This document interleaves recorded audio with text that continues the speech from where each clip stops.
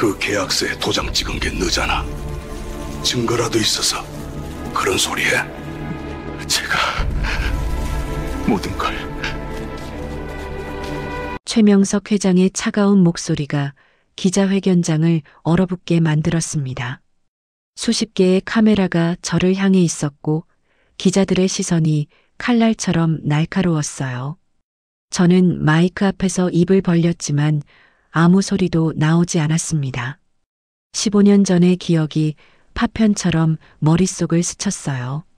300만 원에 눈이 멀어 서명했던 그날, 서연이를 병원에 두고 도망쳤던 그 밤의 기억들이요. 증거 있냐는 회장의 비웃음 섞인 목소리에 제 다리가 휘청거렸습니다. 플래시가 무자비하게 터졌고 기자들의 펜은 제 치욕을 기록하고 있었어요. 눈물이 뺨을 타고 흘렀습니다. 성공한 기업인에서 비겁한 도망자로 전락하는 순간이었죠. 하지만 그들은 몰랐습니다. 제 주머니 속 녹음기가 모든 진실을 담고 있다는 것을요. 본격적인 이야기에 앞서 구독과 좋아요를 눌러주시면 영상 제작에 큰 힘이 됩니다. 안녕하세요. 저는 한도윤입니다. 38살 로봇 제조 스타트업 퓨처텍의 대표죠. 부산 해운대 센텀시티에 자리한 사무실 창가에서 바라보는 겨울바다는 유난히 회색빛이었습니다. 하지만 제 마음은 한껏 들떠 있었어요. 오늘이 바로 대기업 현대중공업과의 납품 계약 체결일이거든요. 도윤 씨, 축하드려요. 3년 만에 이룬 대박이네요. 변호사가 건넨 계약서를 받아들며 저는 무의식 중에 왼손을 꽉 쥐었습니다. 언제부턴가 생긴 버릇이에요. 기쁠 때나 긴장될 때면 어김없이 나타나는 습관이었죠. 계약금만 50억. 이제 정말 성공한 사업가라고 할 수 있을 것 같았어요. 대학 연구실에서 시작한 작은 아이디어가 이렇게 큰 결실을 맺다니요. 그런데 아무래도 뭔가 허전했습니다. 이런 기쁜 순간을 함께 나눌 사람이 없다는 게 말이에요. 직원들은 있지만 진짜 가족은 아니잖아요. 사무실로 돌아와 책상에 앉으니 오늘 저녁 일정이 눈에 들어왔습니다. 부산시 주최 자선행사, 폐공장 근로자 지원 기금 전달식. 성공한 기업인으로서 사회에 환원하는 의미 있는 자리죠. 사장님, 차 준비됐습니다. 비서 김 과장의 목소리에 저는 정장 재킷을 챙겨 입었어요. 거울 속 제 모습 꽤 근사해 보였습니다. 명품 정장에 반들반들한 가죽 신발, 그리고 자신감 넘치는 표정까지요. 행사장은 부산 북구의 한 컨벤션홀이었어요. 꽤 많은 사람들이 모여 있었습니다. 기업 대표들, 공무원들, 그리고 지원을 받을 분들까지요. 한도윤 대표님, 이쪽으로 오세요. 행사 진행요원의 안내를 받으며 무대 쪽으로 향했습니다. 그런데 그때였어요. 객석 한 구석에서 낯익은 뭔가가 스쳤거든요. 아니에요. 낯익은 게 아니라 너무나 잘 아는 모습이었죠. 휠체어에 앉아 있는 여인의 뒷모습이 보였어요. 가늘고 긴 목선, 어깨까지 내려온 검은 머리카락, 그리고 늘 꼿꼿하게 펴고 있던 등. 심장이 쿵쾅거리기 시작했습니다. 설마 하는 마음으로 그 여인을 다시 봤어요. 그러니까 진짜로 그녀였습니다. 이서연. 15년 전 제가 버리고 떠난 아내였어요. 대표님, 기금 전달 순서입니다. 진행요원이 재촉했지만 제 발은 땅에 붙어버린 듯 했습니다. 손에 든 기금 전달용 목록지가 바들바들 떨리고 있었어요. 서연이는 여전히 뒤를 보고 있었습니다. 아직 저를 발견하지 못한 것 같았죠. 그런데 휠체어라니요. 왜 휠체어에 앉아 있는 거죠? 무대에 올라서며 저는 또다시 왼손을 꽉 쥐었어요. 이번엔 평소보다 훨씬 세게 쥐었습니다. 손톱이 손바닥에 파고들 정도로요. 존경하는 시민 여러분, 안녕하세요. 마이크 앞에 선 제 목소리는 의외로 차분했어요. 하지만 속은 완전히 뒤죽박죽이었습니다. 퓨처텍 대표 한도윤입니다. 오늘 이 뜻깊은 자리에 참석하게 되어 영광입니다. 연습한 멘트를 읊조리면서도 자꾸만 서연이 쪽으로 시선이 갔어요. 그러다 그녀가 천천히 고개를 돌리는 게 보였습니다. 눈이 마주쳤어요. 15년 만에 마주하는 서연이의 얼굴이었습니다. 예전보다 많이 야위었지만 여전히 아름다운 사람이었어요. 그런데 그 눈빛이 예전과 달랐습니다. 깊은 슬픔과 무언가 체념 같은 게 담겨 있었거든요. 폐공장에서 일하셨던 분들의 어려움을 조금이나마 덜어드리고자 말을 계속했지만 정작 머릿속은 하얗게 비워진 상태였어요. 서연이는 왜 거기 있는 걸까요? 설마 그녀도 폐공장과 관련이 있는 건 아닐까요? 기금 전달 행사가 끝나고 저는 서둘러 무대에서 내려왔습니다. 서연이가 있던 자리로 가보려고 했어요. 하지만 그곳엔 이미 아무도 없었죠. 실례지만 혹시 휠체어 탄 여성분 보셨나요? 주변 사람들에게 물어봤지만 모두들 모른다고 했어요. 행사장을 나서며 저는 주차장 곳곳을 둘러봤습니다. 하지만 서연이는 어디에도 보이지 않았어요. 마치 환상이었던 것처럼 사라져버렸죠. 차 안에 앉아 핸들을 잡고 있는데 손이 계속 떨렸습니다. 15년이라는 세월이 무색하게도 그녀의 얼굴은 여전히 제 마음을 흔들어 놓았어요. 그런데 가장 충격적인 건 휠체어였습니다. 제가 떠난 후 그녀에게 무슨 일이 생긴 걸까요? 혹시 제 때문에 그런 일이 벌어진 건 아닐까요? 귀가길에 라디오에서 뉴스가 흘러나왔어요. 부산 사상구 폐공장 화재 사고 15주년을 맞아 피해자 지원 행사가 열렸습니다. 저는 급하게 차를 길가에 세웠어요. 폐공장 화재 사고 15년 전이라고요? 그때 문득 기억났습니다. 제가 서연이를 떠난 시기가 정확히 15년 전이었다는 것을요. 그리고 그 무렵 부산 어딘가에서 큰 공장 화재 사고가 있었다는 뉴스를 본 것 같기도 했고요. 설마 서연이가 그 사고와 관련이 있는 건 아닐까요? 집에 도착해서도 잠을 이룰 수 없었어요. 성공의 기쁨은 온데간데 없고 오직 서연이 생각뿐이었습니다. 창밖으로 보이는 해운대 야경이 유난히 쓸쓸해 보였어요. 그 밤 저는 결국 잠을 이루지 못했습니다. 새벽 5시가 되어서야 노트북을 켜고 인터넷 검색을 시작했어요. 부산 공장 화재 사고 15년 전. 검색창에 입력하자마자 수많은 기사들이 쏟아져 나왔습니다.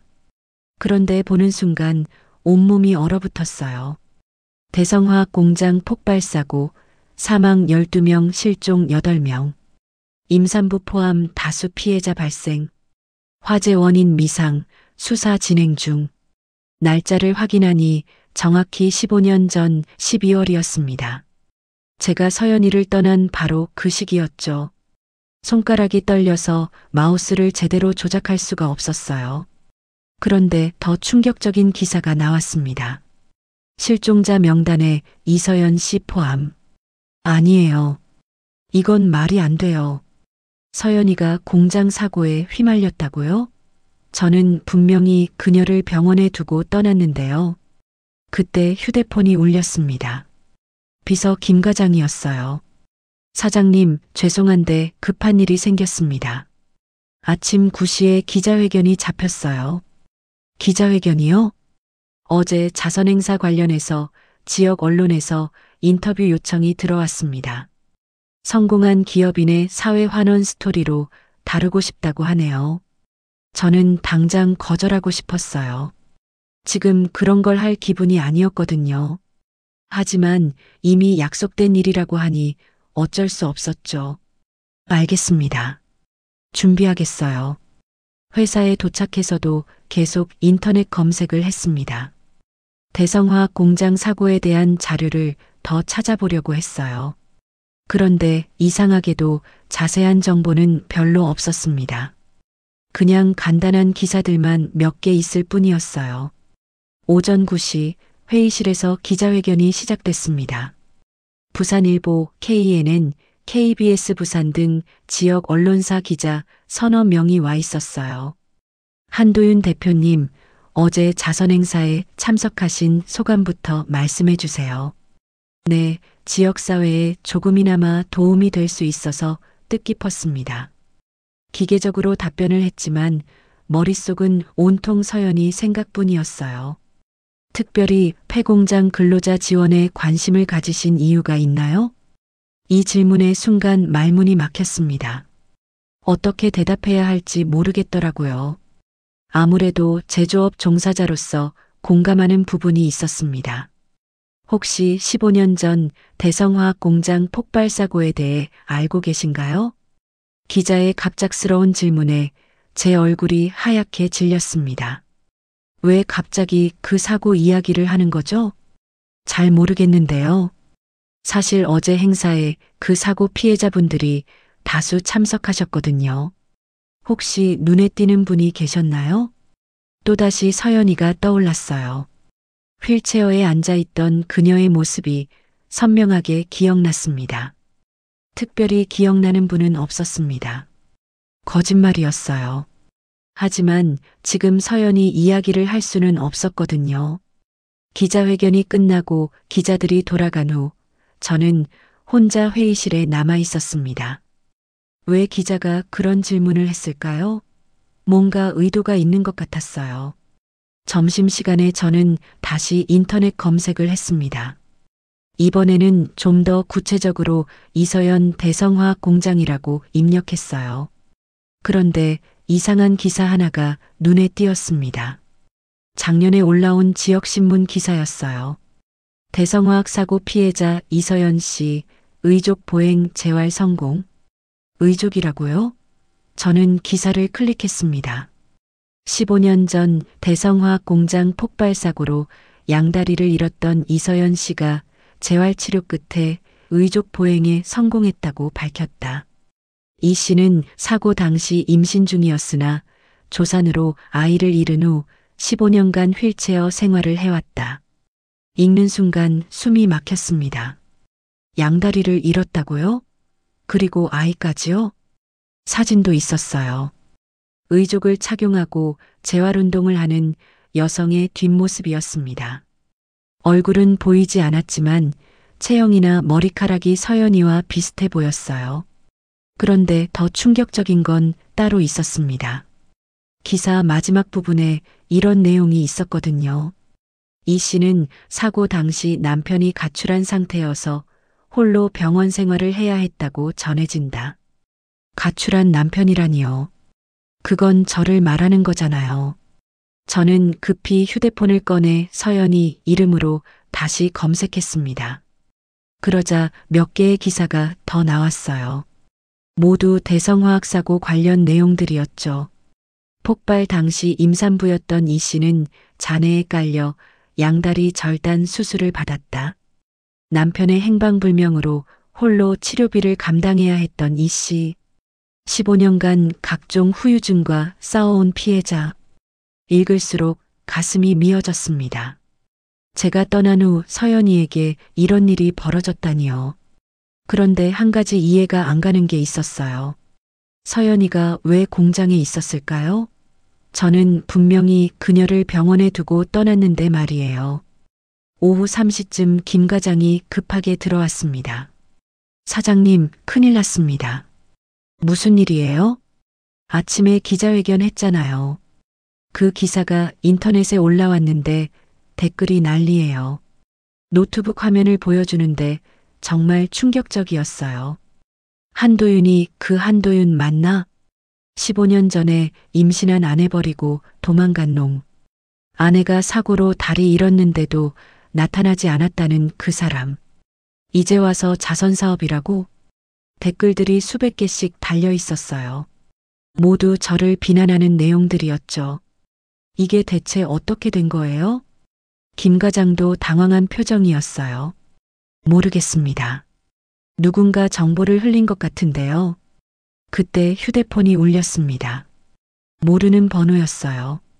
여보세요? 한도윤 씨죠? 낯선 여성의 목소리였습니다. 누구세요? 서연이 친구 박미정이에요. 오랜만이네요. 박미정이라고요? 서연이의 대학 동창이었던 것 같은데요. 15년 만에 연락드리는 이유가 있어요. 서연이를 만나고 싶으면 내일 오후 2시에 부산역 앞으로 나오세요. 잠깐요. 서연이가 정말 살아있는 거예요? 내일 만나서 이야기해요. 그리고 한 가지만 말씀드릴게요. 서연이는 당신이 생각하는 것보다 훨씬 많은 걸 잃었어요. 전화가 끊어졌습니다. 저는 그 자리에 멍하니 서 있을 수밖에 없었어요. 인터넷 댓글, 박미정의 전화, 그리고 어제 본 휠체어의 서연이까지 모든 게 현실 같지가 않았거든요. 창밖으로 보이는 부산 시내 풍경이 갑자기 낯설어 보였습니다. 15년 전의 기억들이 조각조각 떠오르기 시작했어요. 그리고 그때 제가 저질렀던 일들도 함께 말이에요. 이건 단순한 우연이 아닙니다. 뭔가 더 큰 일의 시작일지도 모르겠어요. 다음 날 오후 1시 30분, 저는 부산역 앞에 서 있었습니다. 12월의 차가운 바람이 옷깃을 파고들었어요. 주변엔 퇴근길 직장인들과 여행객들이 분주히 오가고 있었죠. 정확히 이 시에 한 여성이 다가왔습니다. 40대 중반쯤 되어 보이는데 얼굴이 낯익었어요. 한도윤 씨죠? 박미정입니다. 아, 맞아요. 서연이의 대학 동창이었던 박미정이었습니다. 예전보다 많이 나이 들어 보였지만 여전히 날카로운 눈빛을 하고 있었어요. 오랜만입니다. 별로 반갑지 않네요. 솔직히 말해서요. 미정 씨의 목소리엔 차가운 기운이 서려 있었습니다. 서연이는 어디에 있나요? 따라오세요. 그런데 각오는 하고 오신 거죠? 각오라니요? 15년 전 당신이 무슨 짓을 했는지 이제 알게 될 테니까요. 미정 씨는 그 말만 하고 걸음을 재촉했어요. 저는 알 수 없는 불안감에 휩싸인 채 그녀를 따라갔습니다. 버스를 2번 갈아타고 도착한 곳은 부산 사상구 외곽의 허름한 동네였어요. 폐공장들이 즐비하게 늘어서 있는 곳이었습니다. 그중 한 건물 앞에서 미정 씨가 멈춰 섰어요. 여기에요. 낡은 간판이 걸려 있었습니다. 희망나눔센터 마이너스 산업재해 근로자 쉼터. 서연이가 여기서 일하고 있어요. 5년째요. 문을 열고 들어가니 소박하지만 깔끔한 공간이 나타났습니다. 휠체어를 탄 사람들, 목발을 짚은 사람들이 여기저기 앉아서 대화를 나누고 있었어요. 그리고 그곳 구석진 곳에서 저는 그녀를 다시 만났습니다. 서연이었어요. 어제 본 것보다 더 가까이에서 보니 확실했습니다. 여전히 아름다웠지만 얼굴엔 깊은 피로가 새겨져 있었어요. 그리고 무릎 아래가 없는 다리가 너무나 충격적이었습니다. 서연아. 제가 부르자 그녀가 천천히 고개를 돌렸어요. 15년 만에 마주하는 서연이의 눈빛은 예상했던 것과 달랐습니다. 분노도 없었고 원망도 없었어요. 그냥 텅 빈 것 같은 무표정이었죠. 왔네요. 서연아, 나는 여기서 이야기하기엔 시선이 많아요. 뒤쪽 상담실로 가죠. 서연이는 휠체어를 직접 움직여서 안쪽으로 향했습니다. 저는 그 뒷모습을 따라가며 가슴이 찢어질 것 같았어요. 작은 상담실에 들어가자 서연이가 먼저 입을 열었습니다. 15년 만이네요. 서연아, 정말 미안해. 나는 몰랐어. 내가 사고를 당했는지도 몰랐고. 몰랐다고요? 서연이의 목소리에 처음으로 감정이 섞여 들어갔어요. 당신이 서명한 계약서 때문에 이렇게 된 건데요? 무슨 말이야? 내가 무슨 계약서에 서명을 했다고. 15년 전 12월 10일 대성화학공장 안전설비 축소 승인서에 한도윤이라는 이름으로 도장을 찍지 않았나요? 순간 머릿속이 하얘졌습니다. 15년 전 12월 10일이라고요? 그때 당신은 대성화학 하청업체 대리였잖아요. 비용 절감을 위해 안전설비 예산을 30% 삭감하자는 제안에 서명했죠. 기억이 조각조각 돌아왔어요. 그때 저는 작은 용접업체에 다니고 있었습니다. 대성화학의 하청을 받는 회사였죠. 생활이 어려워서 어떤 일이든 해야 했던 시절이었어요. 그런데 그 안전 설비가 뭔지 아세요? 가스 누출 차단 시스템이었어요. 당신이 그걸 빼자고 서명한 지 일주일 후에 가스 폭발이 일어났죠. 아니야, 나는 그런 걸 몰랐어. 그냥 상사가 서명하라고 해서. 몰랐다고 해서 책임이 없어지나요? 서연이의 목소리가 떨리기 시작했어요. 그날 저는 당신을 찾으러 대성화학에 갔어요. 아이 때문에 입덧이 심해서 병원에 가고 싶었는데 당신은 집에도 안 들어오고 연락도 안 되고. 서연아, 그때 폭발이 일어났어요. 저는 사무실 건물 1층에 있다가 잔해에 깔렸죠. 그리고 이렇게 되었어요. 서연이가 자신의 다리 쪽을 가리켰습니다. 아이는요? 조산으로 태어나자마자 죽었어요. 산소 공급이 제대로 안 돼서요. 더 이상 말할 수 없었어요. 목구멍이 메어서 소리가 나오지 않았거든요. 15년 동안 당신을 찾았어요. 미워해야 할지 용서해야 할지 모르겠어서요. 그런데 어제 자선행사에서 당신을 보니까 모든 게 허망하더라고요. 서연아, 정말 미안해. 나는 미안하다고 해서 뭐가 바뀌나요? 제 다리가 다시 자라나요? 죽은 아이가 돌아와요? 서연이의 눈에서 처음으로 눈물이 흘렀습니다. 당신은 성공했더라고요. 대기업 납품 계약도 따고 자선 사업도 하고. 참 좋겠네요. 서연아, 나는 내가 사고를 당한 줄도 몰랐어. 정말로.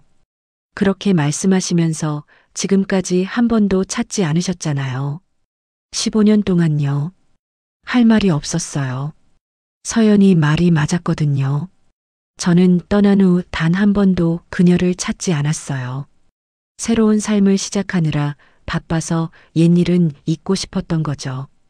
그날 서명한 서류가 뭔지 정말 몰랐어요? 그때는 잘 모르겠어. 상사가 급하다고 해서 그냥. 그래요.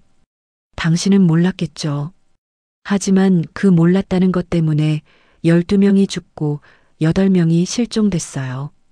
저처럼 평생 장애를 안고 살아야 하는 사람도 15명이나 돼요. 서연이가 휠체어에서 일어났습니다. 의족을 착용한 상태였는데도 걸음이 많이 불편해 보였어요. 보세요. 이게 당신이 서명한 서류의 결과예요. 서연아, 15년 전에는 당신을 원망했어요. 하지만 이제는 원망할 힘도 없어요. 그냥 지쳐서 살고 있을 뿐이에요. 그때 상담실 문이 열리고 미정 씨가 들어왔어요. 이제 알겠죠? 당신이 뭘 했는지요. 미정 씨, 저는 정말 몰랐어요. 몰랐다고요? 그럼 이것도 모르셨나요? 미정 씨가 봉투 하나를 꺼냈습니다. 그 안에 든 서류를 보는 순간 다리에 힘이 빠졌어요. 제가 서명한 안전설비 축소 계약서였습니다. 선명한 제 도장이 찍혀 있었어요. 이 서류는 제가 5년 전에 대성화학 파산 정리 과정에서 구한 거예요. 서연이 사건을 조사하면서요. 이 서류가 왜 여기에? 당신이 안전비용을 줄이자고 제안한 대가로 받은 돈이 300만 원이었죠. 그 돈으로 뭘 했는지 기억나세요? 기억났어요. 그때 받은 돈으로 서연이 출산용품을 샀었거든요. 아이러니하게도 말이에요. 서연아, 정말 미안해. 나는 이제 가세요. 서연이가 조용히 말했습니다. 더 이상 할 말도 없고 들을 말도 없어요. 당신은 당신 삶을 사시고 저는 여기서 제 삶을 살 거예요. 하지만 내가 뭔가 도움을. 필요 없어요. 15년 늦었어요. 나가라는 뜻이었어요. 저는 무거운 발걸음으로 상담실을 나왔습니다. 쉼터 안의 사람들이 모두 저를 쳐다보는 것 같았어요. 밖으로 나오니 차가운 겨울바람이 얼굴을 때렸습니다. 그런데 추위보다 더 차가운 건 제 마음이었어요. 15년 전에 제가 서명한 서류 한 장이 이런 결과를 만들어냈다니요. 그리고 그 피해자가 하필 서연이었다니요.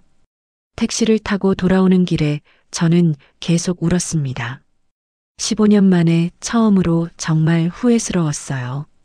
성공도, 돈도, 명예도 모든 게 무의미하게 느껴졌습니다. 집에 도착해서도 잠을 이룰 수 없었어요. 서연이의 마지막 표정이 계속 떠올랐거든요. 그 체념한 듯한 눈빛이 저를 더욱 괴롭게 했습니다. 창밖으로 보이는 부산 시내의 반짝이는 불빛들이 갑자기 죄스럽게 느껴졌어요. 저 빛 뒤편 어딘가에서 서연이는 아직도 15년 전의 아픔을 안고 살아가고 있을 테니까요. 그리고 그 모든 일의 시작에 제가 있었다는 사실이 가슴을 짓눌렀습니다. 집으로 돌아온 저는 책상 앞에 앉아 15년 전 그날을 떠올리고 있었습니다. 왜 그때 그 서류에 서명을 했을까요? 정말 아무것도 모르고 했던 걸까요? 기억이 조금씩 돌아왔어요. 2009년 12월 저는 대성화학 하청업체인 동해용접에서 대리로 일하고 있었습니다. 서연이는 임신 8개월째였고 우리는 월세방에서 하루하루를 힘겹게 버티고 있었어요. 그날도 평소처럼 출근했는데 갑자기 최명석 회장이 사무실에 나타났습니다.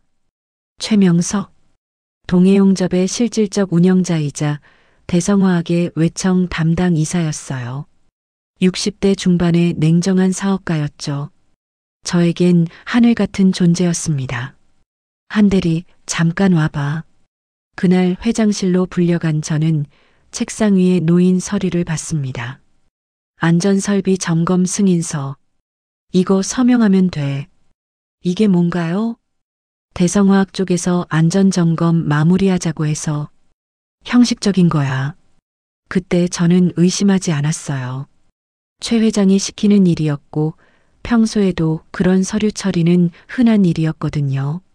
근데 회장님, 이 안전설비 항목이 좀 뭐가 어때? 어차피 공사는 끝났어. 예산만 정리하면 되는 거야. 하지만 가스 누출 차단 시스템이 야, 한대리. 내가 언제부터 그런 것까지 신경 써? 시키는 대로만 하면 돼. 최 회장의 목소리에 짜증이 섞여 있었어요. 저는 더 이상 말할 수 없었습니다. 서명하고 도장 찍어. 그리고 이번 달 성과급 300만 원 추가로 줄게.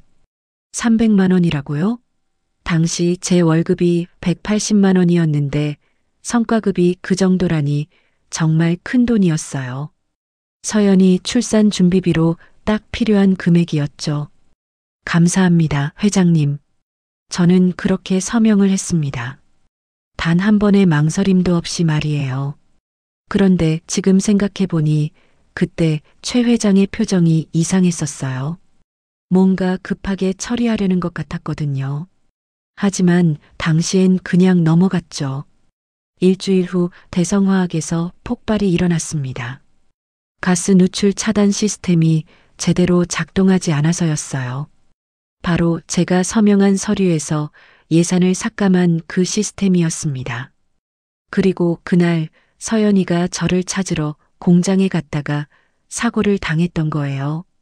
새벽 3시 저는 견딜 수 없어서 최명석 회장에게 전화를 걸었습니다. 여보세요? 회장님, 저 한도윤입니다. 한도윤? 아, 그래.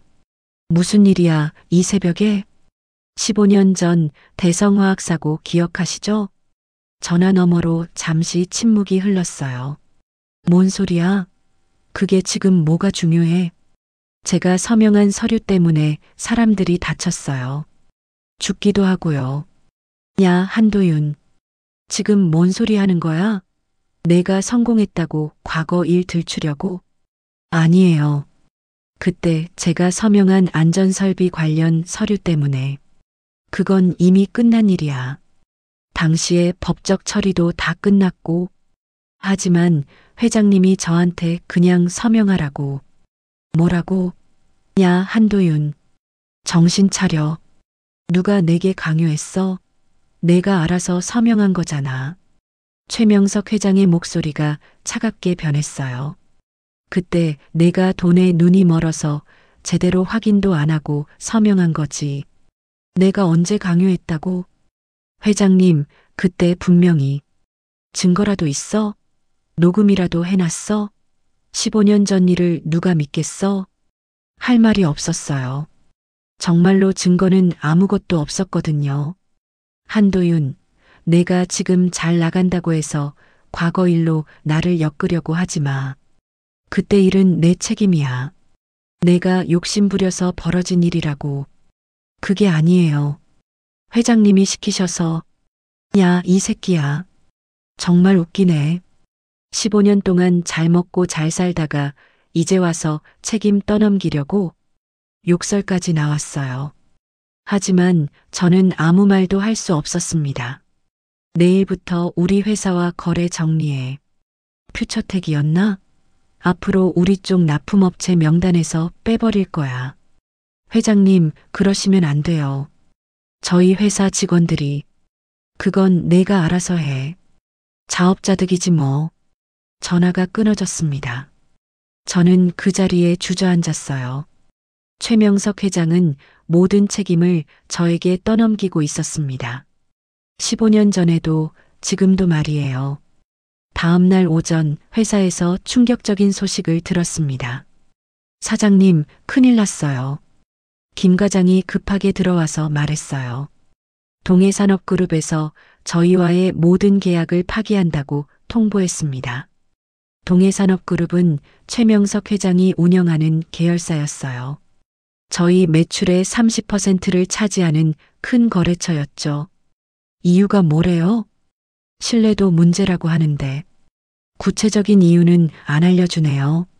최명석 회장의 복수였어요. 전화로 위협한 대로 실제로 실행에 옮긴 거죠. 오후에는 더 충격적인 일이 벌어졌습니다. 인터넷에 제 이름으로 된 기사가 올라온 거예요. 한도윤 퓨처텍 대표 15년 전 안전사고 연루 의혹. 기사 내용은 정확했어요. 제가 안전설비 축소에 서명했다는 것, 그로 인해 폭발사고가 일어났다는 것, 피해자 중에 제 전처가 포함되어 있다는 것까지 모든 게 상세하게 나와 있었습니다. 댓글들도 읽기 힘들 정도로 악독했어요. 돈 때문에 안전 포기한 놈이 지금 성공한 기업인이라고? 아내까지 버리고 도망간 인간 쓰레기. 퓨처텍 제품 절대 안 쓸 거임. 오후 3시쯤 또 다른 충격이 기다리고 있었어요. 현대중공업에서 연락이 왔거든요. 한 대표님, 죄송하지만 저희 계약건 잠시 보류해야겠습니다. 무슨 말씀이세요? 언론에 나온 기사 때문에 내부에서 검토가 필요하다고 해서요. 50억 계약이 날아간 순간이었어요. 저녁 무렵 저는 혼자 사무실에 남아 있었습니다. 직원들은 모두 퇴근하고 텅 빈 사무실에는 저 혼자뿐이었어요. 창밖으로 보이는 부산 야경이 어제까지만 해도 그렇게 아름다웠는데 오늘은 모든 게 색깔을 잃은 것 같았습니다. 책상 위에 놓인 서연이와의 결혼 사진을 들여다봤어요. 행복했던 시절의 우리 모습이 거기 있었습니다. 그때는 정말 단순했어요. 사랑하고 아이를 기다리고 소소한 행복을 꿈꾸던 시절이었죠. 그런데 제 욕심이 모든 걸 망쳐버렸습니다. 300만 원이라는 돈에 눈이 멀어서 제대로 확인도 하지 않고 서명했던 거예요. 우리 아이는 당신 서류 때문에 죽었어. 서연이의 마지막 말이 계속 귓가에 맴돌았습니다. 저는 그 자리에서 울기 시작했어요. 15년 동안 참아왔던 죄책감이 한꺼번에 터져 나왔습니다. 성공했다고 생각했던 제 인생이 사실은 다른 사람의 불행 위에 세워진 거짓이었다는 걸 깨달았거든요. 하지만 울고만 있을 수는 없었어요. 이제라도 뭔가 해야 했습니다. 저는 눈물을 닦고 일어섰어요. 그리고 거울 속 제 모습을 봤습니다. 15년 전에 비겁했던 한도윤이 아니라 이제는 책임을 질 줄 아는 사람이 되어야 했어요. 다시 일어서겠습니다. 서연이에게 그리고 제가 잘못한 모든 일에 대해 제대로 된 사과와 보상을 하겠어요. 그것이 15년 늦었지만 지금이라도 제가 할 수 있는 최선이었습니다. 다음 날 오후 저는 다시 희망 나눔 센터를 찾았습니다. 어제와 달리 이번엔 혼자 갔어요. 서연이와 제대로 이야기하고 싶었거든요. 센터 입구에서 망설이고 있는데 박미정 씨가 나왔습니다. 또 왔네요. 서연이 좀 만날 수 있을까요? 글쎄요. 어제 이후로 많이 힘들어하고 있어요. 미정 씨가 잠시 생각하더니 고개를 끄덕였어요. 그런데 조건이 있어요. 서연이 방에서 기다리고 계세요. 혼자서요. 방이요? 센터 2층에 서연이가 머물고 있는 작은 방이 있어요. 거기서 잠깐 기다리시면 될 거예요. 미정 씨는 저를 2층으로 안내했습니다. 좁은 복도를 따라 걸어가니 문 하나가 나왔어요. 손으로 쓴 이름표가 붙어 있었습니다. 이서연. 들어가세요. 서연이는 아래층 상담이 끝나면 올라올 거예요. 문을 열고 들어간 순간 숨이 막혔습니다. 3평 남짓한 작은 방이었어요. 침대 하나와 작은 책상, 그리고 낡은 옷장이 전부였습니다. 그런데 책상 위에 놓인 낡은 금속함이 눈에 띄었어요. 뚜껑이 살짝 열려 있었는데 그 안에 편지들이 가득 들어 있었습니다. 종이가 누렇게 바랜 것을 보니 꽤 오래된 것 같았어요. 무심코 매니 편지를 집어들었습니다. 아이의 서툰 글씨로 쓰여 있었어요. 아빠에게. 순간 가슴이 덜컥 내려앉았습니다. 아이의 편지라고요? 편지를 펼쳐보니 더욱 충격적이었어요. 아빠 안녕하세요. 저는 지우예요. 엄마가 아빠는 하늘나라에서 아픈 사람들을 고치는 로봇을 만든다고 했어요. 정말 멋있는 일이네요. 지우라는 이름이 눈에 들어왔어요. 서연이가 뱃속 아이에게 지어준 이름이었습니다. 그런데 이 편지는 누가 쓴 걸까요? 계속 읽어보니 더욱 이상했어요. 오늘 엄마랑 병원에 갔어요. 다리가 아프다고 하셨거든요.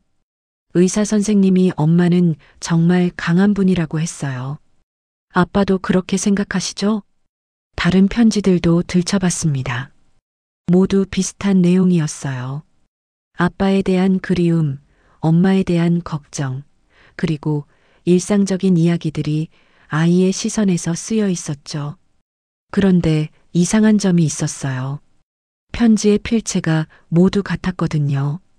아이가 성장하면서 글씨가 바뀌어야 하는데 계속 똑같은 필체였습니다. 그때 깨달았어요. 이 편지들은 아이가 쓴 게 아니었습니다. 서연이가 쓴 거였어요. 마지막 편지를 펼쳐보니 날짜가 작년이었습니다. 아빠, 저는 이제 14살이 되었어요. 엄마는 여전히 센터에서 다른 분들을 도와주고 계세요.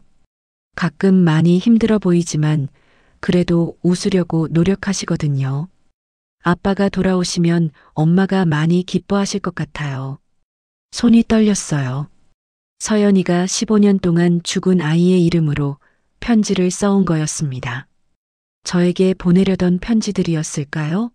아니면 그냥 아이에 대한 그리움을 달래려고 쓴 것일까요? 편지 한 바닥에는 더 오래된 편지가 있었어요. 종이가 거의 찢어질 정도로 낡은 편지였습니다. 아빠, 저는 오늘 태어났어요. 그런데 하늘로 가야 한대요. 엄마가 많이 아파하세요. 아빠가 있었으면 엄마를 위로해 줄 수 있을 텐데요. 더 이상 읽을 수가 없었어요. 눈물이 나서 글자가 보이지 않았거든요. 그때 문이 열렸습니다. 서연이가 휠체어를 타고 들어왔어요. 뭘 보고 계신 거예요? 서연아, 이 편지들이. 아, 그걸 보셨네요. 서연이는 의외로 담담했어요. 부끄러워하거나 당황하는 기색도 없었죠. 지우가 써준 편지들이에요. 15년 동안요. 지우가요? 하지만 지우는 죽었죠. 태어나자마자요. 서연이가 편지함을 조심스럽게 받아들었어요. 그래도 제겐 살아있는 아이예요. 매년 생일에 편지를 써주거든요. 서연아. 처음엔 정말 미칠 것 같았어요. 아이도 잃고, 다리도 잃고, 남편도 떠나고, 그때 지우가 제 곁에 있다고 상상하기 시작했어요. 서연이의 목소리는 여전히 조용했어요. 하지만 그 안에 깊은 슬픔이 담겨 있었습니다. 지우가 자라면서 어떤 아이가 될지 상상해 보곤 했어요. 아빠를 닮아서 똑똑할지, 저를 닮아서 고집이 셀지. 그런 상상들이 저를 버텨나게 해줬어요. 저는 아무 말도 할 수 없었어요. 서연이의 아픔이 얼마나 깊었는지 이제야 알 것 같았거든요. 편지함을 보면서 깨달았습니다. 서연이는 15년 동안 혼자서 아이를 키워왔던 거예요. 존재하지 않는 아이를 마음속에서 말이죠. 그리고 그 모든 시간 동안 저는 어디에 있었을까요? 새로운 삶을 꿈꾸며 과거를 지우려고 애쓰고 있었죠. 너무 늦었지만 이제라도 알게 되어 다행이었습니다. 서연이가 얼마나 큰 상처를 안고 살아왔는지를요. 서연이의 방을 나온 후 저는 계속해서 15년 전 사건에 대해 조사했습니다. 단순히 제가 서명한 서류 때문만은 아닐 거라는 생각이 들었거든요. 회사로 돌아와 인터넷으로 대성화학 폭발 사고에 대한 자료를 더 찾아봤어요. 그런데 이상한 점들이 보였습니다. 사고 조사 결과가 너무 빨리 나온 거예요. 보통 이런 대형 사고는 몇 달씩 조사하는데 불과 2주 만에 작업자 부주의로 결론이 났더라고요. 더 이상한 건 피해자 명단이었어요. 공식 기록에는 서연이의 이름이 없었습니다. 분명히 사고 당시 기사에는 실종자로 나와 있었는데 말이에요. 이상하네요. 저는 당시 사고를 담당했던 기자를 찾아봤습니다. 부산일보의 정민호 기자였어요. 지금은 편집국장으로 승진해 있더라고요. 다음 날 오전 부산일보 사옥을 찾아갔습니다. 정민호 국장님 계신가요? 한도윤이라고 하는데요. 한도윤이요? 요즘 화제인 그분이시네요. 무슨 일이세요? 정 국장은 50대 후반의 인상 좋은 분이었어요. 사무실로 안내해 주면서 차를 준비해 주더라고요. 15년 전 대성화학 폭발 사고에 대해 여쭤보고 싶어서요. 아, 그 사건요. 제가 담당했었죠. 그런데 왜 갑자기 그 사건에 관심을 가지시는 거예요? 사실 저와 관련이 있는 사건이어서요. 정 국장의 표정이 진지해졌어요. 혹시 안전설비 서명 관련해서요? 네, 맞습니다. 그런데 당시 조사 과정에서 이상한 점은 없었나요? 정 국장이 잠시 생각하더니 입을 열었어요. 사실 좀 이상했어요. 처음엔 안전설비 문제로 수사가 진행됐는데 갑자기 작업자 실수로 결론이 바뀌었거든요. 갑자기요? 네. 그리고 피해자 명단도 중간에 수정됐어요. 처음에는 실종자가 8명이었는데 나중에 7명으로 줄어들었죠. 역시 제 추측이 맞았어요. 혹시 그때 압력 같은 게 있었나요? 정 국장이 주변을 둘러보더니 목소리를 낮췄어요. 이건 비공식 얘기인데요. 사고 일주일 후에 대성화학 모회사인 동해그룹에서 사람이 왔어요. 동해그룹이요? 네. 최명석 회장이 직접 신문사 사장과 만났다고 들었어요.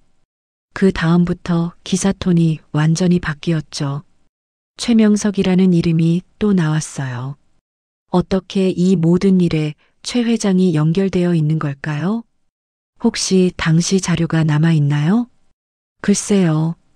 15년 전 자료는 대부분 창고에 보관되어 있을 텐데 정 국장이 전화를 몇 통 걸더니 창고 담당자에게 확인해 봤어요. 있긴 한데 정식 절차를 거쳐서 열람 신청을 하셔야 할 것 같네요. 얼마나 걸릴까요? 일주일 정도요. 시간이 너무 오래 걸렸어요. 다른 방법을 찾아야겠더라고요. 회사로 돌아와서 최명석 회장에 대해 더 조사해 봤습니다. 그런데 놀라운 사실을 발견했어요. 최명석 회장은 현재 저희 회사의 최대 투자자였습니다. 퓨처텍 지분의 35%를 소유하고 있었어요. 제가 모르는 사이에 말이죠. 이게 어떻게 된 거죠? 김 과장에게 물어보니 더 충격적인 사실이 나왔어요. 사장님이 3년 전에 투자 유치할 때 들어온 분이에요. 동해벤처캐피탈을 통해서요. 동해벤처캐피탈도 최명석 회장 소유였습니다. 즉, 최 회장이 제 회사에 투자한 거였어요. 왜일까요? 15년 전 사건과 연관이 있는 걸까요? 그날 저녁 최 회장에게서 전화가 왔습니다. 한도윤, 요즘 부산일보 쪽에서 옛날 자료 뒤지고 다닌다며? 어떻게 아셨어요? 내가 모르는 게 어디 있겠어? 쓸데없는 짓 하지 마라. 쓸데없는 짓이 아니에요. 진실을 알고 싶을 뿐이에요. 진실? 웃기는 소리 하네. 그때 그 계약서에 도장 찍은 게 누구야? 그건 회장님이 시켜서. 증거나 있어서 그런 소리 해? 15년 전 일을 누가 믿겠어? 최 회장의 목소리에 위협적인 느낌이 들었어요. 한도윤, 내가 지금까지 성공할 수 있었던 이유가 뭔 줄 알아? 무슨 뜻이에요? 내가 뒤에서 도와줬기 때문이야. 3년 전 투자도 이번 현대중공업 계약 기회도 모두 내가 만들어준 거라고. 정말 충격적이었어요. 제 성공이 최 회장의 도움 때문이었다니요. 왜 그런 걸 해주신 거예요? 15년 전 일로 입 다물고 있으라는 뜻이야. 내가 조용히 있으면 서로 윈윈하는 거고. 그럼 지금까지 저를 감시하고 계셨단 말이에요? 감시가 아니라 관리지. 내가 언제 폭탄이 될지 모르니까. 최 회장의 본색이 드러나는 순간이었어요. 그런데 요즘 내가 너무 나댄다. 서연이라는 여자 만나고 기자들한테 자료 요청하고 이런 식으로 나오면 우리 관계도 정리해야겠어. 정리라니요? 내 회사 지분 35%가 내 거라는 거 기억해. 언제든 경영권을 뺏을 수 있다고. 협박이었어요. 노골적인 협박이었습니다. 그리고 한 가지 더. 서연이 병원 기록이 왜 없어졌는지 궁금하지 않아? 뭐라고요? 15년 전에 내가 처리했어. 사고 피해자 명단에서 빼고 병원 기록도 삭제하고. 그래야 보험금 문제도 깔끔하게 정리되거든. 더 이상 들을 수 없었어요. 최 회장이 서연이의 존재 자체를 지워버렸다는 거였잖아요. 왜 그런 짓을 하신 거예요? 사업이니까. 감정으로 하는 게 아니야. 피해 규모를 줄이고 책임도 최소화하고. 그게 경영이지. 그럼 서연이는 어떻게 되는 거예요? 15년 동안 제대로 된 보상도 받지 못하고. 그건 내 문제가 아니야. 내가 알아서 해. 전화를 끊은 후 저는 한참 동안 멍하니 앉아 있었어요. 모든 퍼즐이 맞춰지기 시작했습니다. 15년 전 사고, 서류 조작, 피해자 명단 조작, 그리고 제게 대한 투자까지 모든 것이 최명석 회장의 계획이었어요. 저는 그동안 최 회장의 손바닥 위에서 놀아났던 거였습니다. 하지만 이제는 다릅니다. 더 이상 침묵하지 않겠어요. 서연이와 죽은 아이를 위해서, 그리고 15년 동안 숨겨진 진실을 위해서 끝까지 싸우겠습니다. 최명석 회장이 아무리 권력이 있어도 진실만큼은 숨길 수 없을 테니까요. 일주일 후 저는 부산시청 브리핑룸에서 기자회견을 열었습니다. 지역 언론사뿐만 아니라 서울에서도 기자들이 내려왔어요. 15년 전 대성화학 사고와 관련해서 새로운 폭로가 있다는 소식이 퍼졌거든요. 마이크 앞에 서니 손이 떨렸습니다. 하지만 이제 돌이킬 수 없었어요. 서연이를 위해서, 그리고 진실을 위해서 끝까지 해야 했습니다. 안녕하세요. 퓨처텍 대표 한도윤입니다. 플래시가 터졌어요. 카메라 셔터 소리가 회견장을 가득 채웠습니다. 오늘 이 자리에서 15년 전 대성화학 폭발 사고와 관련된 진실을 말씀드리겠습니다. 저는 준비해온 자료를 꺼냈어요.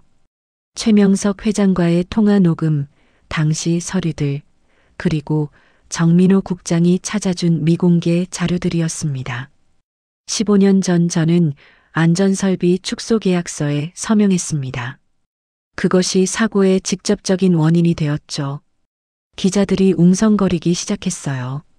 하지만 그 서명은 당시 동해그룹 최명석 회장의 지시에 따른 것이었습니다. 안전비용을 줄여서 이익을 늘리려는 계획이었어요.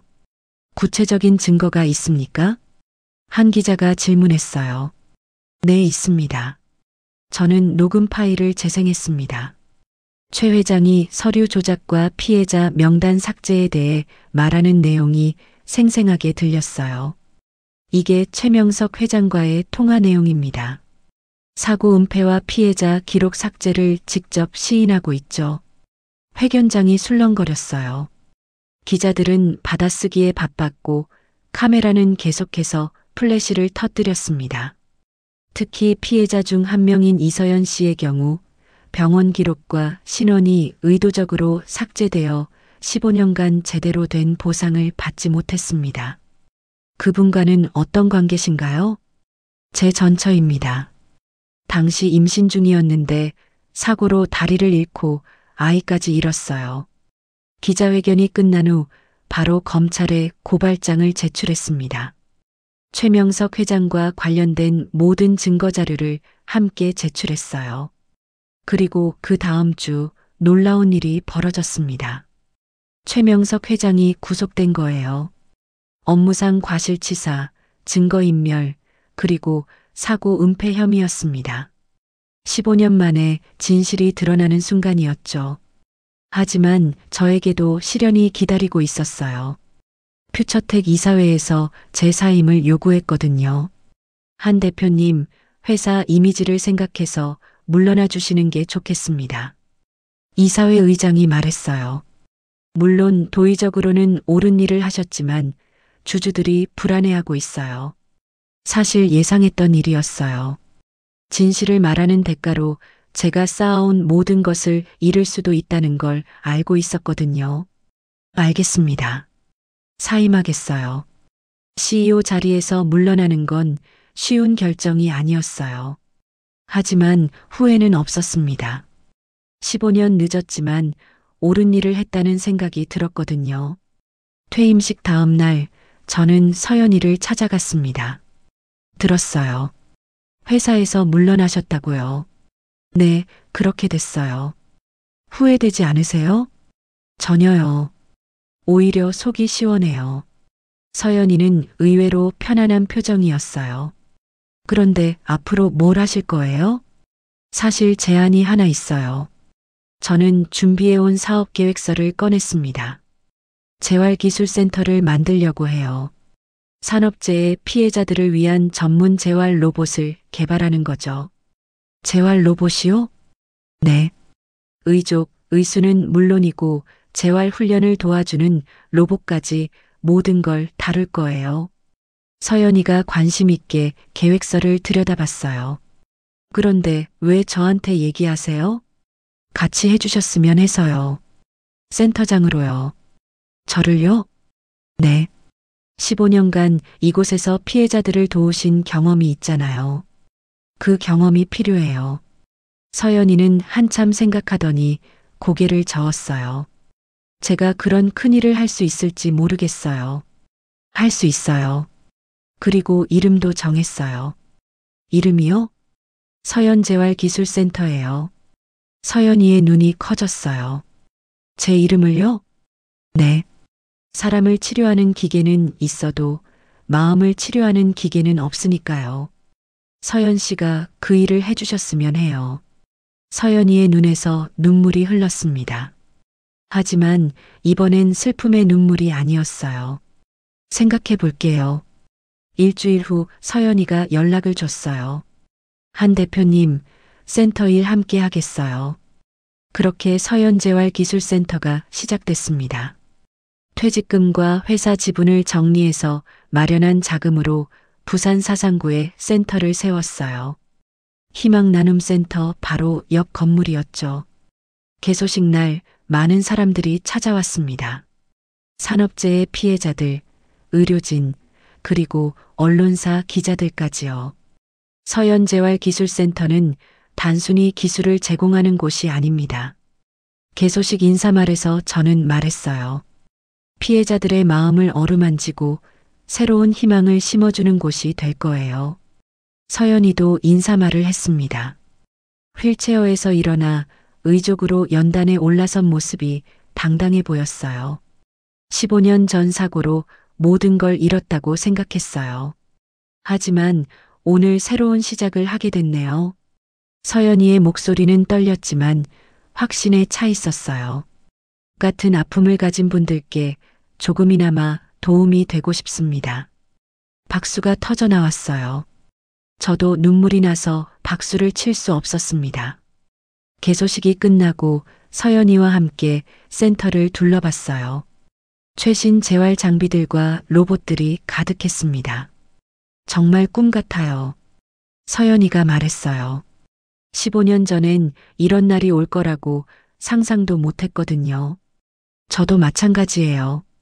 그때는 도망만 치려고 했으니까요. 둘 다 많은 걸 잃었지만 그래도 이제는 새로운 시작을 할 수 있었습니다. 창밖으로 부산 바다가 보였어요.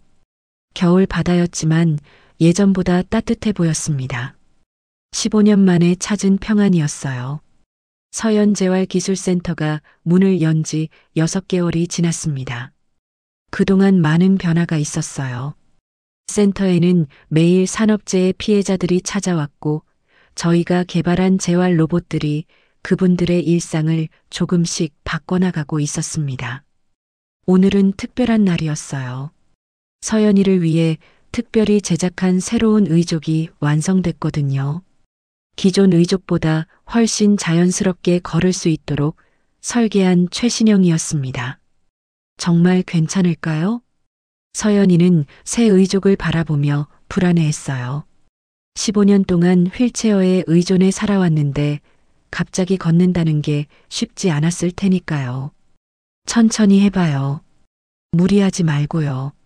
저는 서연이 옆에서 지켜봤습니다. 의족을 착용한 서연이가 조심스럽게 일어섰어요.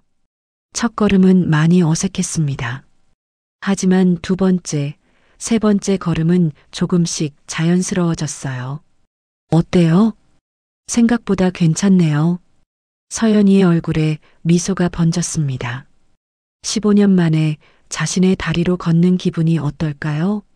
한 걸음 한 걸음 내디딜 때마다 서연이의 표정이 밝아졌어요.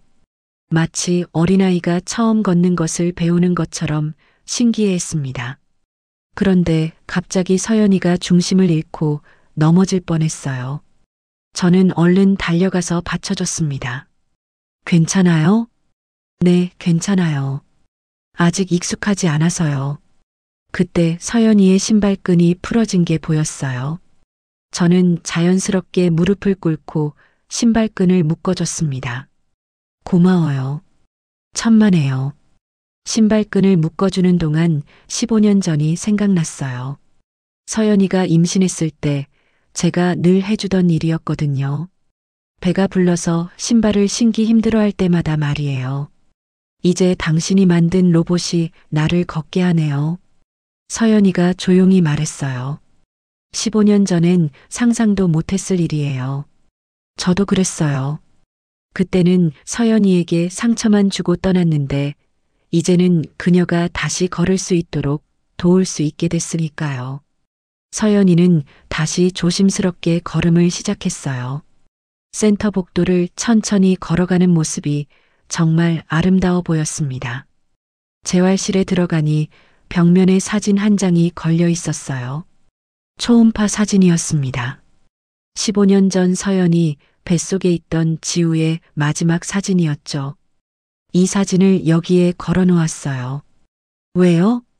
이곳에 오는 분들에게 희망을 주고 싶어서요. 잃은 것도 많지만 여전히 소중한 기억들은 남아있다는 걸 보여주려고요. 서연이와 저는 그 사진 앞에서 나란히 섰습니다. 지우가 살아있다면 이제 15살이겠네요. 네, 중학생이 됐을 거예요. 어떤 아이였을까요? 아마 당신을 닮아서 로봇을 좋아했을 것 같아요. 그리고 저를 닮아서 다른 사람 돕는 걸 좋아했을 거고요. 우리는 잠시 말없이 사진을 바라봤어요. 슬프기보다는 따뜻한 기분이었습니다. 지우는 비록 이 세상에 없지만 우리 마음속에는 여전히 살아있으니까요. 도윤 씨, 네. 15년 전으로 돌아간다면 어떻게 하실 거예요? 글쎄요. 당신을 떠나지 않았을 거예요. 그리고 그 서류에 서명하기 전에 더 신중하게 생각해 봤을 거고요. 저도 마찬가지예요. 좀 더 당신을 이해하려고 노력했을 거예요. 하지만 과거는 바꿀 수 없었어요. 중요한 건 지금이었습니다. 센터 창밖으로 해가 지고 있었어요. 부산의 석양이 재활실을 따뜻하게 물들이고 있었습니다. 이제 집에 가실래요? 함께요. 네, 좋아요. 서연이는 새 의족으로 천천히 걸어서 센터를 나왔어요. 걸음걸이가 아직은 어색했지만 그래도 자신의 다리로 걷는다는 게 얼마나 소중한 일인지 알 수 있었습니다. 길을 걸으며 서연이가 말했어요. 우리가 다시 걷는 이유는 뭘까요? 글쎄요. 앞으로 나아가야 할 이유가 있기 때문 아닐까요? 저는 다르게 생각해요. 어떻게요? 아직 남아있는 누군가의 발자국 때문인 것 같아요. 지우의 발자국, 저희가 도와야 할 분들의 발자국. 그런 것들이 우리를 앞으로 이끄는 것 같아요. 서연이의 말이 가슴에 와 닿았어요. 우리는 천천히 걸었습니다. 서연이의 새로운 걸음에 맞춰서 말이에요. 15년 만에 함께 걷는 길이었지만 이제는 과거의 무게보다 미래의 희망이 더 크게 느껴졌습니다. 부산의 가로등이 하나둘 켜지기 시작했어요. 그 불빛 아래를 걸어가는 우리의 모습이 길게 그림자를 만들었습니다. 두 개의 그림자가 나란히 걸어가고 있었어요. 더 이상 혼자가 아니었습니다. 그럼 오늘 이야기는 여기까지입니다. 영상을 시청해주신 모든 분들 고맙습니다. 저는 AI 나레이션 박정현이었습니다. 구독과 좋아요 부탁드립니다. 감사합니다.